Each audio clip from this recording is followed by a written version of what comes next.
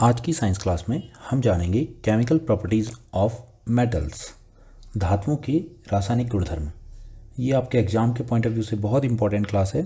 Exam में कई बार metals की केमिकल प्रॉपर्टी के बारे में आपसे क्वेश्चंस पूछे जाते हैं, इसलिए क्लास के लास्ट तक बने रहें। और जो बच्चे पहली बार क्लास अटेंड कर रहे हैं, चैनल को सब्सक्राइब करें। नई क्लास के नोटिफिकेशन के लिए बेल आइकन प्रेस करना ना भूलें। वीडियो को लाइक करें और साथ ही शेयर भी करें। तो बच्चों हम स्टार्ट करते हैं आज की क्लास को। हम केमिकल प्रॉपर्टी ऑफ मेटल्स को, धातुओं के रासायनिक गुणधर्मों को कुछ इस प्रकार से पढ़ने वाले हैं। पहले हम जानेंगे क्या होगा अगर मेटल्स की रिएक्शन हो जाए ऑक्सीजन के साथ। फिर हम उसके बाद जानेंगे क्या होगा अगर मेटल्स रिएक्ट करें वाटर के साथ। और फिर हम जानेंगे मेटल्स की रिएक्शन को एसिड्स के साथ। और लास्ट में हम जानेंगे कि अगर मेटल किसी मेटल सॉल्ट के साथ रिएक्शन करता है तो क्या होता है। तो चलिए स्टार्ट करते हैं हम ऑक्सीजन से। अगर मेटल्स ऑक्सीजन से रिएक्शन करेंगे तो हमें मिल जाने वाले हैं मेटल के ऑक्साइड्स, मेटल ऑक्साइड्स। ये जो मेटल ऑक्साइड्स हैं ये रेड लिटमस को चेंज कर देते हैं ब्लू में। तो क्या आप बता सकते हैं कि इनका नेचर क्या होगा, ये एसिडिक होंगे या फिर बेसिक? आप में से कई बच्चे सही बता रहे हैं कि ये होंगे बेसिक नेचर के। तो हम कह सकते हैं कि मेटल ऑक्साइड्स होते हैं बेसिक नेचर के, ये क्षारकीय प्रकृति के होते हैं। अब जानते हैं क्या होता है अगर इन मेटल ऑक्साइड्स को हम वाटर के साथ रिएक्ट करवाएं। देखिए, मेटल ऑक्साइड्स को अगर हम पानी में डिसॉल्व करें तो क्या होता है। कुछ मेटल ऑक्साइड्स तो पानी में डिसॉल्व नहीं होते हैं, लेकिन कुछ ऐसे मेटल ऑक्साइड्स हैं जो वाटर में डिसॉल्व हो जाते हैं। तो हम कह सकते हैं कुछ तो हैं इनसॉल्युबल इन वाटर, कुछ पानी में घुलनशील नहीं हैं, जबकि कुछ मेटल ऑक्साइड्स ऐसे होते हैं जो पानी में घुलनशील होते हैं। इस आधार पर बच्चों, इस बेस पर हम मेटल ऑक्साइड्स को दो भागों में बांट सकते हैं। जो मेटल ऑक्साइड्स वाटर में इनसॉल्युबल हैं वो तो बन गए बेस, और ऐसे मेटल ऑक्साइड्स जो वाटर में सॉल्युबल हैं, जो डिसॉल्व हो जाते हैं वाटर में, वो बना लेते हैं एल्कलीज या क्षार। तो अब देखते हैं हम मेटल ऑक्साइड्स की कुछ रिएक्शन ऑक्सीजन के साथ। देखिए, रूम टेम्परेचर की अगर हम बात करें तो यहाँ पर हमारे पास हैं दो मेटल्स ऐसे, सोडियम और पोटेशियम, दो ऐसे मेटल्स हैं जो एयर में प्रेजेंट ऑक्सीजन के साथ, हवा में जो ऑक्सीजन होती है उससे रिएक्ट कर लेते हैं और ये आग पकड़ लेते हैं। तो हम कह सकते हैं सोडियम और पोटेशियम हाईली रिएक्टिव हैं, ये बहुत ही सक्रिय धातु हैं। क्यों? क्योंकि आप देख रहे हैं कि ये रूम टेम्परेचर पर ही ऑक्सीजन से रिएक्ट करके आग पकड़ लेते हैं। और इनकी रिएक्शंस कुछ इस प्रकार के, देखिए, सोडियम जब ऑक्सीजन से रिएक्ट करता है तो हमें मिल जाता है सोडियम ऑक्साइड, जो कि एक बेसिक नेचर का। और सोडियम ऑक्साइड को अगर हम वाटर में डिसॉल्व करें तो ये डिसॉल्व होकर हमें देता है सोडियम हाइड्रोक्साइड, तो हमें मिल गया एक एल्कली। तो हम कह सकते हैं कि सोडियम और पोटेशियम है हाईली रिएक्टिव। अब एक ऐसा ही क्वेश्चन बच्चों आपकी बुक में होगा जिसमें लिखा होगा कि सोडियम और पोटेशियम जो मेटल्स हैं इनको हम केरोसिन में स्टोर क्यों करते हैं। अब आप बता सकते हैं कि ऐसा क्यों करते होंगे। कुछ बच्चे सही सोच रहे हैं, क्योंकि ये जो सोडियम और पोटेशियम मेटल हैं ये इतने ज़्यादा रिएक्टिव होते हैं कि ये जो एयर में प्रेजेंट ऑक्सीजन है उससे डायरेक्ट रिएक्ट करके जलने लग जाते हैं। अगर हम बच्चों सोडियम और पोटेशियम को केरोसिन में डुबोकर रखते हैं तो ये जो केरोसिन है ये सोडियम और ये, या हम कहें पोटेशियम को, ऑक्सीजन या फिर मॉइस्चर या फिर कार्बन डाइऑक्साइड के कांटेक्ट में आने से बचाता है, जिससे कि ये जलते नहीं हैं। तो इसलिए हमें सोडियम और पोटेशियम को डुबो के रखना होता है केरोसिन में। अब हम जानते हैं एक सेकेंड रिएक्शन के बारे में। तो देखिए, अभी हमने देखा था कुछ मेटल्स तो ऐसी हैं जो रूम के टेम्परेचर पर ही ऑक्सीजन से रिएक्ट कर ले रही है, लेकिन बच्चों सभी मेटल्स ऐसी नहीं होती। कुछ मेटल्स ऐसी हैं जिन्हें गर्म करना पड़ता है, और उनमें से एक है मैग्नीशियम। जब हम मैग्नीशियम को गर्म करते हैं तो हमें मिल जाता है ये इस प्रकार का पाउडर, और ये है मैग्नीशियम ऑक्साइड। तो देखिए, आप देख रहे होंगे रिएक्शन में मैग्नीशियम जब ऑक्सीजन से रिएक्ट करती है तो हमें मिल गया मैग्नीशियम ऑक्साइड। और ये जो मैग्नीशियम ऑक्साइड है बच्चों, ये पार्शली वाटर में डिसॉल्व होता है, तो हमें ये देता है मैग्नीशियम हाइड्रोक्साइड, जो कि एक है बेस। तो आपने देखा कि ये एक ऐसा मेटल है जिसे हमें गर्म करना पड़ेगा अगर इसकी रिएक्शन हमें ऑक्सीजन से करवानी है। चलिए अब जानते हैं थर्ड रिएक्शन के बारे में। तो देखिए, कुछ मेटल्स ऐसे हैं जिनको हमें गर्म करना पड़ता है, उनमें से एक तो था अभी आपने देखा मैग्नीशियम। अब और जानते हैं हम, ये देखिए एल्यूमिनियम। एल्यूमिनियम को जब आप गर्म करते हैं तो ये ऑक्सीजन से रिएक्ट करने के बाद दे देता है एल्यूमिनियम ऑक्साइड। अब आप जानते हैं कि एल्युमिनियम ऑक्साइड क्योंकि एक बेसिक नेचर का होगा, तो जब हम इसकी रिएक्शन करवाते हैं एसिड के साथ, हमें मिल जाता है एक सॉल्ट और एक वाटर। इस रिएक्शन के बारे में भी आपने हमारी पिछली क्लास में जाना है। ये रिएक्शन है बच्चों न्यूट्रलाइजेशन की। कुछ बच्चों को याद आ रही होगी कि इसमें क्या हो रहा है। देखिए, यह है बेसिक नेचर का, और जब हमने इसकी रिएक्शन करवाई किसके साथ, एक एसिड के साथ, जब हमने इसे रिएक्ट करवाया एक एसिड के साथ, तो हमें मिल गया सॉल्ट और वाटर। तो इस रिएक्शन के बारे में तो आपने पहले भी जाना है। लेकिन क्या हो बच्चों अगर हम इस बेसिक नेचर के ऑक्साइड को रिएक्ट करवाएं किसी बेस के साथ ही, तो क्या लगता है आपको, कोई रिएक्शन होगी या नहीं? क्योंकि आप जानते हैं कि ये भी एक बेसिक नेचर का है ऑक्साइड और ये तो बेस ही है, तो क्या होगा? आप में से कुछ बच्चे सोच रहे होंगे कि ये रिएक्शन तो नहीं होने वाली, लेकिन बच्चों ऐसा नहीं होता। ये जो अभी हमने ऑक्साइड देखा था एल्यूमिनियम का ऑक्साइड, ये बेस के साथ रिएक्शन करने के बाद भी हमें सेम देखिए सॉल्ट दे रहा है और वाटर दे रहा है। तो आप क्या कह सकते हैं इसके बारे में? आप कहेंगे कि ये तो एल्यूमिनियम ऑक्साइड अब की बार एसिडिक नेचर शो कर रहा है। क्यों? क्योंकि ये देखिए एसिड जब किसी बेस के साथ रिएक्ट करते हैं तो हमें देते हैं सॉल्ट, जैसा भी आपने यहां देखा था, और वाटर। तो हम कह सकते हैं कि एल्यूमिनियम ऑक्साइड बेसिक नेचर और एसिडिक नेचर के भी हैं। अब एक और रिएक्शन देख लेते हैं। देखिए, अगर हम कुछ मेटल्स को बहुत ज़्यादा गर्म करें तो वो ऑक्सीजन के साथ रिएक्ट करते हैं। उनमें से एक है जिंक। जिंक की जब हम रिएक्शन करवाते हैं ऑक्सीजन के साथ, जब बहुत ज़्यादा इसको गर्म करते हैं तो हमें मिल जाता है जिंक ऑक्साइड। और जिंक ऑक्साइड भी देखिए जब एक एसिड के साथ रिएक्शन करता है तो ये हमें देता है जिंक क्लोराइड, जो कि एक सॉल्ट और वाटर। और फिर जिंक ऑक्साइड ही जब एक बेस के साथ रिएक्ट करता है तो हमें मिल जाता है फिर से एक सॉल्ट और वाटर। तो हम कह सकते हैं कि जिंक ऑक्साइड भी बेसिक नेचर और एसिडिक नेचर के। तो वो बात जो बच्चों हमने सबसे पहले जानी थी कि मेटल के ऑक्साइड होंगे बेसिक नेचर के, वो यहाँ पर आपको लग रहा है कि कुछ गलत हो रही है। क्योंकि हम यहाँ देख रहे हैं कि जो मेटल के ऑक्साइड हैं वो कुछ मेटल के ऑक्साइड्स बेसिक भी हो सकते हैं और वो एसिडिक नेचर के भी हो सकते हैं। और ऐसे मेटल ऑक्साइड जो एसिडिक बिहेवियर और बेसिक बिहेवियर शो करते हैं, ऐसे मेटल ऑक्साइड जो एसिडिक और बेसिक बिहेवियर शो करते हैं बच्चों, उन्हें हम कहते हैं एम्फोटेरिक ऑक्साइड्स या फिर उभयधर्मी ऑक्साइड्स। ये आपके एग्जाम में कई बार पूछा जाता है। तो हम कह सकते हैं कि ऐसे मेटल ऑक्साइड्स जो एसिडिक और बेसिक बिहेवियर शो करेंगे, दोनों ही बिहेवियर शो कर रहे हैं, वो कहलाते हैं एम्फोटेरिक ऑक्साइड्स या फिर उभयधर्मी ऑक्साइड्स। और उनके एग्जाम्पल्स आपने देखे अभी, एक एल्यूमिनियम का ऑक्साइड और एक जिंक का ऑक्साइड। अब हम जानते हैं कुछ ऐसे मेटल्स के बारे में भी जो ऑक्सीजन से रिएक्शन करते ही नहीं हैं। देखिए, उनमें से हैं Ag और Au, ये हुए सिल्वर और गोल्ड। तो कुछ ही ऐसे मेटल्स हैं जिन्हें हम चाहे गर्म करें या फिर नॉर्मल टेम्परेचर हो या फिर इन्हें हम बहुत देर तक गर्म करें, तब भी ये ऑक्सीजन के साथ रिएक्शन नहीं करते। तो हम कह सकते हैं कि हमने अब तक देख लिए कुछ ऐसे मेटल्स जो रूम टेम्परेचर पर ऑक्सीजन से रिएक्शन करते हैं, और कुछ ऐसे मेटल जिन्हें हमें गर्म करना पड़ता है, कुछ ऐसे मेटल्स जिन्हें हमें बहुत ज़्यादा गर्म करना पड़ता है, और कुछ ऐसे मेटल्स भी आपने देखे जिन्हें हम बहुत ज़्यादा गर्म भी करें तब भी ये रिएक्शन नहीं करते। तो बच्चों, इसके बेस पर हमें एक मिल जाती है मेटल्स की रिएक्टिविटी सीरीज। कैसे? देखिए, हमें कुछ ऐसे मेटल्स मिल जाते हैं जो बहुत ज़्यादा रिएक्टिव हैं, जैसे ये ऊपर आपको दिख रहे हैं, पोटेशियम, सोडियम, ये बहुत ज़्यादा रिएक्टिव हैं। फिर उसके बाद कैल्शियम। फिर कुछ ऐसे मेटल्स भी हैं जो गर्म करने पर रिएक्ट करते हैं, और कुछ ऐसे मेटल्स हैं जिनको हमें बहुत ज़्यादा गर्म करना पड़ता है, और कुछ ऐसे मेटल्स भी हैं जिन्हें हमें बहुत देर तक गर्म करना पड़ता है, उसके बाद ये ऑक्सीजन के साथ रिएक्शन करते हैं।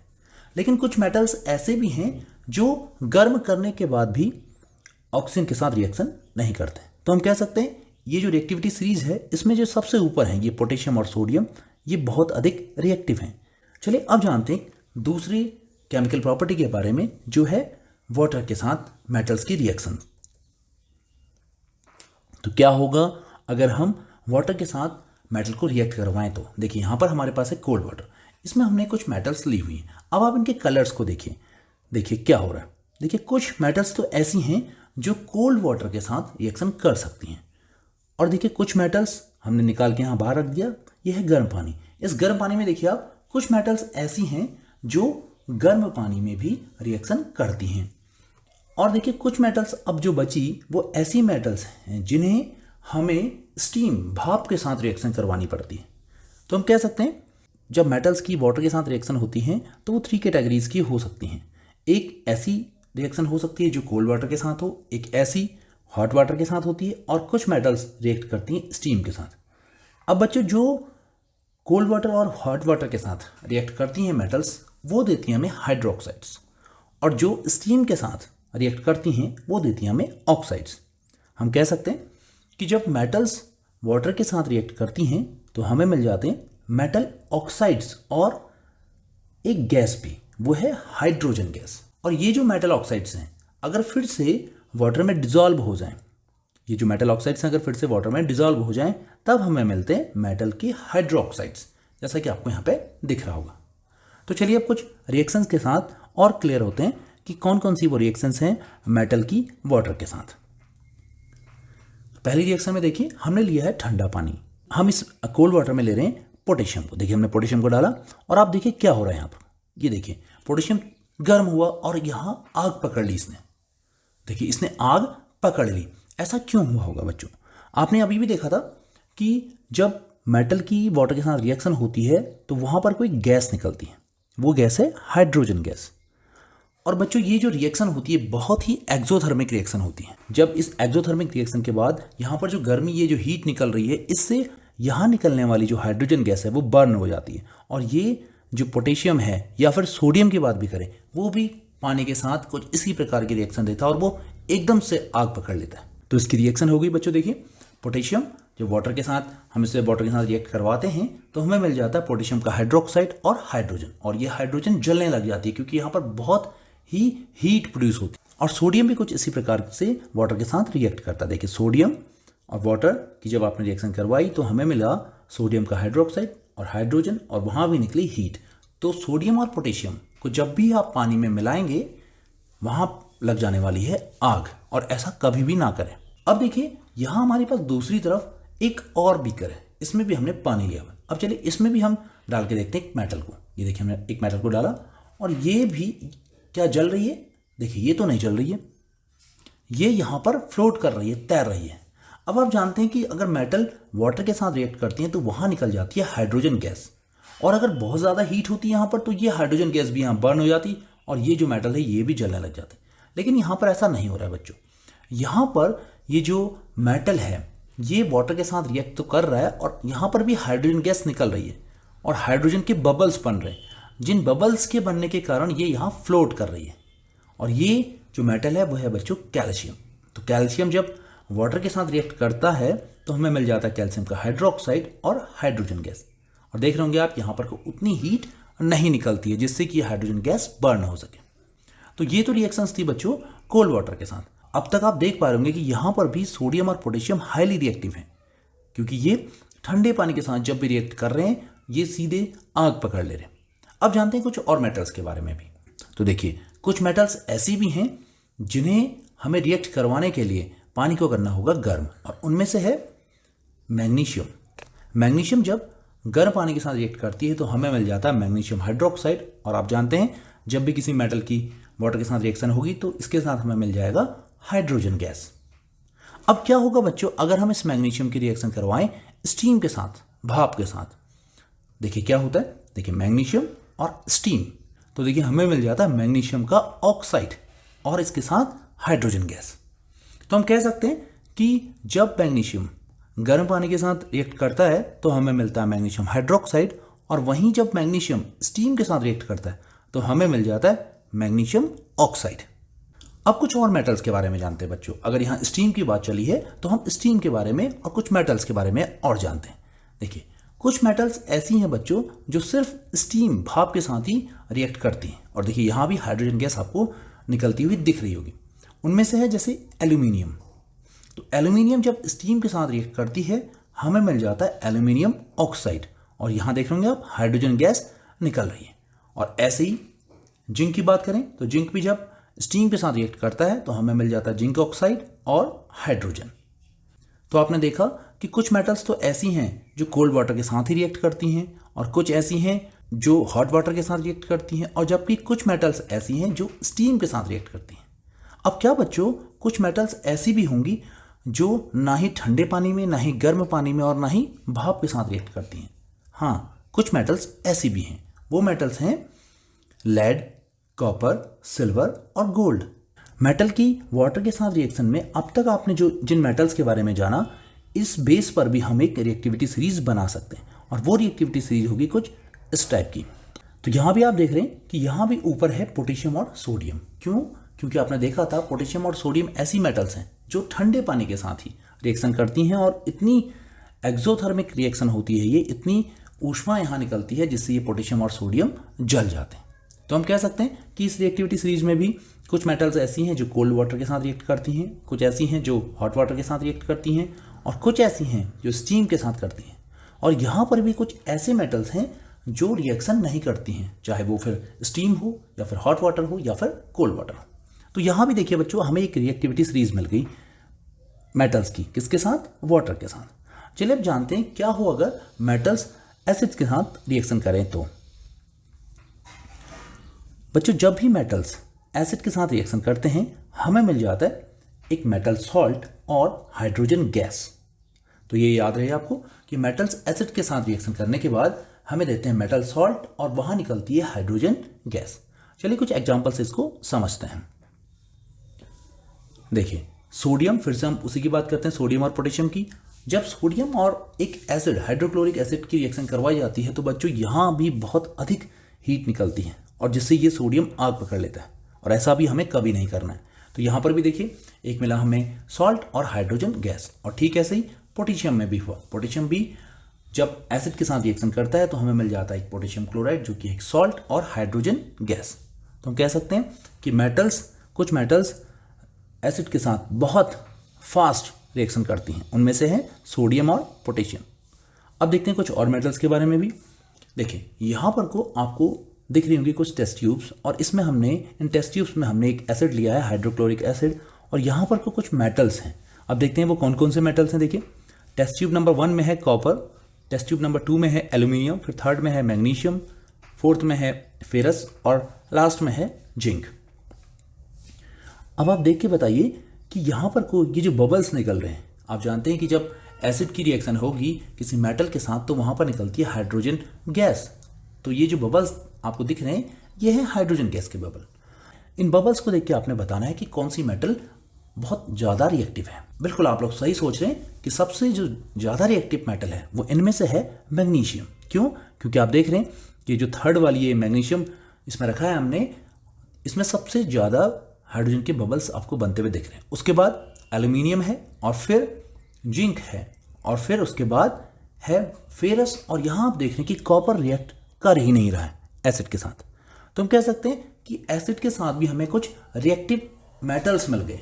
कुछ ऐसे मेटल्स हैं जो एसिड के साथ बहुत तेजी से रिएक्शन कर रहे हैं और कुछ ऐसे हैं जो बिल्कुल भी रिएक्शन नहीं करते हैं। तो हम इनकी रिएक्शंस को देख लेते हैं। देखिए मैग्नीशियम जब हाइड्रोक्लोरिक एसिड के साथ रिएक्शन करती है तो हमें मिल जाता है मैग्नीशियम क्लोराइड और इसके साथ हाइड्रोजन गैस। फिर एल्यूमिनियम भी हाइड्रोक्लोरिक एसिड के साथ जब रिएक्शन होती है एल्यूमिनियम की तो हमें मिलता है एल्यूमिनियम क्लोराइड और हाइड्रोजन गैस। ऐसे ही जिंक के साथ भी देखिए, जिंक जब हाइड्रोक्लोरिक एसिड के साथ रिएक्शन करता है तो हमें मिल जाता है जिंक क्लोराइड और हाइड्रोजन। और फेरस के साथ देखिए हाइड्रोक्लोरिक एसिड के साथ जब रिएक्शन होती है आयरन की तो हमें मिल जाता है आयरन क्लोराइड और हाइड्रोजन गैस। और अगर हम बात करें कॉपर की तो देखिए कॉपर हाइड्रोक्लोरिक एसिड के साथ कोई भी रिएक्शन शो नहीं करता। तो हम कह सकते हैं कि हमें यहाँ मिल गई एक रिएक्टिविटी सीरीज, किसके साथ? मेटल्स की एसिड के साथ। अब बच्चों आपने अब तक जो रिएक्टिविटी सीरीज देखी है उसमें आपने देखा था कि जो सबसे नीचे मेटल्स हैं जैसे वो थी सिल्वर और गोल्ड, वो अब तक ना तो वाटर के साथ रिएक्ट करती हुई आपने देखी, ना ही आपने उसकी रिएक्शन देखी ऑक्सीजन के साथ। तो बच्चों क्या कोई एक ऐसा एसिड भी हो सकता है जो ये जो है गोल्ड और सिल्वर इनको डिसॉल्व कर सके, इनको घोल सके? बिल्कुल बच्चों, एक ऐसा ही एसिड का कॉम्बिनेशन है, कुछ एसिड्स का कॉम्बिनेशन है जिससे हमें मिलता है एक नया प्रकार का लिक्विड। और वो जो कॉम्बिनेशन है बच्चों वो है कंसंट्रेटेड नाइट्रिक एसिड और कंसंट्रेटेड हाइड्रोक्लोरिक एसिड का। अगर हम 1 पार्ट लें कंसंट्रेटेड नाइट्रिक एसिड का और उसका हम 3 पार्ट लें हाइड्रोक्लोरिक एसिड का तो हमें मिल जाता है एक्वारेजिया। ये एक्वारेजिया एक ऐसा मिक्सचर है बच्चों जो कि सिल्वर और गोल्ड को भी डिसॉल्व कर सकता है। तो आप याद रखेंगे इसको कि एक्वारेजिया क्या है?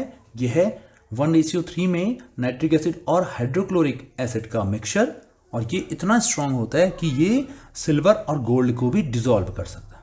अब हम जानते हैं बच्चों क्या हो अगर मेटल्स की रिएक्शन कराई जाए मेटल सॉल्ट सोल्यूशन के साथ। तो हम जानते हैं, देखिए धातु के लवण विलयन के साथ धातुओं की अभिक्रिया करा के देखते हैं क्या होता है। देखिए अगर मेटल ए है, मान लीजिए कोई एक मेटल है जिसका नाम हमने दे दिया मेटल ए, इसकी एक रिएक्शन हम करवा रहे हैं salt solution of metal B. ये एक सॉल्ट सोल्यूशन है किसका? मेटल बी का। तब देखिए क्या होगा, इनमें से जो बच्चों मोर रिएक्टिव मेटल होगा ए और बी में से, वो क्या करेगा। देखिए यहां देखिए आप, मेटल ए ने यहां पर को इस सॉल्ट सोल्यूशन में से मेटल बी को डिस्प्लेस कर दिया। देखिए मेटल बी अलग निकाल दिया इसने, और यहां पर ये बन गया सॉल्ट सोल्यूशन ऑफ मेटल ए। तो हम कह सकते हैं मेटल ए कंपैरेटिवली मेटल बी से बहुत अधिक रिएक्टिव है। क्यों? क्योंकि यहां आप देख रहे हैं कि मेटल ए ने मेटल बी को उसके सॉल्ट सोल्यूशन से डिस्प्लेस कर दिया। कह सकते हैं कि जो मोर रिएक्टिव मेटल होते हैं वो अपने से लेस रिएक्टिव मेटल को उसके सॉल्ट सोल्यूशन से डिस्प्लेस कर देते हैं, उसे विस्थापित कर देते हैं। अब एक एग्जांपल के थ्रू हम इसको समझ लेते हैं। तो यहां पर को आपको दो टेस्ट ट्यूब्स दिख रही हैं। यहां पर को हमने लिया है बच्चों एक सॉल्ट सोल्यूशन जो कि है कॉपर सॉल्ट सोल्यूशन, और हमने एक ली है मेटल। कौन सी मेटल है आपको दिख रहा होगा यहां पर को? आयरन नील। अब देखिए क्या हो रहा है, ये सॉल्ट सोल्यूशन अपना कलर चेंज कर रहा है। देखिए इसका कलर था पहले ब्लू कलर का था, लाइट ब्लू कलर का था, और अब ये हो गया ग्रीन कलर का। तो हम कह सकते हैं कि जो आयरन नेल है ये रिएक्ट कर रही है कॉपर सल्फेट के साथ। अभी कैसे रिएक्ट कर रही है देखिए बच्चों, जो कॉपर सल्फेट है जब आयरन के साथ रिएक्ट करता है तो ये जो आयरन है ये मोर रिएक्टिव है देन कॉपर। ये कॉपर की तुलना में अधिक सक्रिय है आयरन, इसलिए आयरन कॉपर को कॉपर सल्फेट के सोल्यूशन से डिस्प्लेस कर देता है। और देखिए यहां पर मिल गया हमें फेरस सल्फेट। एक और रिएक्शन देख लेते हैं बच्चों हम। यहां देखिए सिल्वर नाइट्रेट। सिल्वर नाइट्रेट को जब रिएक्ट करवाते हैं कॉपर के साथ तो हमें मिल जाता है कॉपर नाइट्रेट और सिल्वर।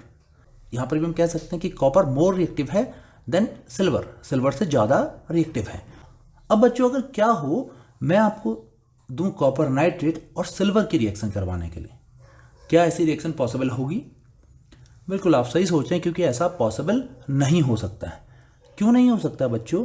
जो कॉपर है वो सिल्वर से मोर रिएक्टिव है, इसलिए कॉपर नाइट्रेट अगर सिल्वर से रिएक्ट करेगा वो रिएक्शन नहीं होगी। क्यों? क्योंकि सिल्वर कॉपर को डिस्प्लेस नहीं कर पाएगा।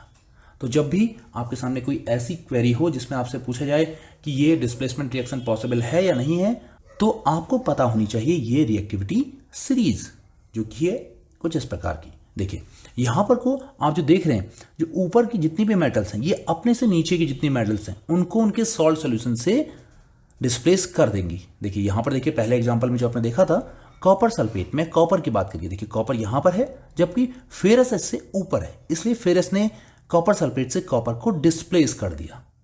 वैसे हम सिल्वर और कॉपर की बात करें, देखिए सिल्वर यहां है और जबकि कॉपर इससे ऊपर है, तो कॉपर ने क्या करा, सिल्वर को सिल्वर नाइट्रेट से डिस्प्लेस कर दिया। तो हम कह सकते हैं जो रिएक्टिविटी सीरीज है इसमें जो ऊपर हैं वो है मोस्ट रिएक्टिव मेटल्स, वो बहुत अधिक सक्रिय धातुएं हैं, और जो नीचे हैं वो हैं कम सक्रिय धातुएं। तो जो अधिक सक्रिय धातुएं हैं वो कम सक्रिय धातुओं को उनके सॉल्ट सोल्यूशन से डिस्प्लेस कर सकती हैं। तो बच्चों ये तो थी केमिकल प्रॉपर्टीज। अब जान लेते हैं एक क्विज के साथ कि आपने आज क्या सीखा। तो चलिए हम जानते हैं क्विज से आपने आज क्या क्या सीखा।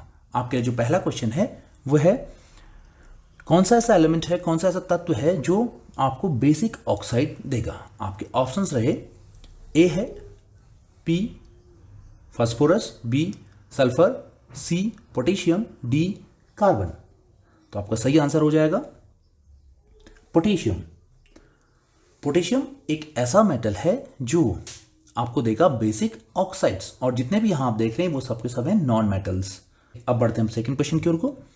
सेकंड क्वेश्चन है ऐसे मेटल्स बताने हैं आपने जो आपको देंगे एम्फोटेरिक ऑक्साइड्स, ऐसे धातु में जो उभयधर्मी ऑक्साइड्स देंगे जिनसे आप उभयधर्मी ऑक्साइड्स प्राप्त कर सकते हैं। तो आपके ऑप्शंस रहे, ए ऑप्शन है एल्यूमिनियम और जिंक, बी है एल्यूमिनियम और सोडियम, सी रहा कैल्शियम और सोडियम, और डी है जिंक और पोटेशियम।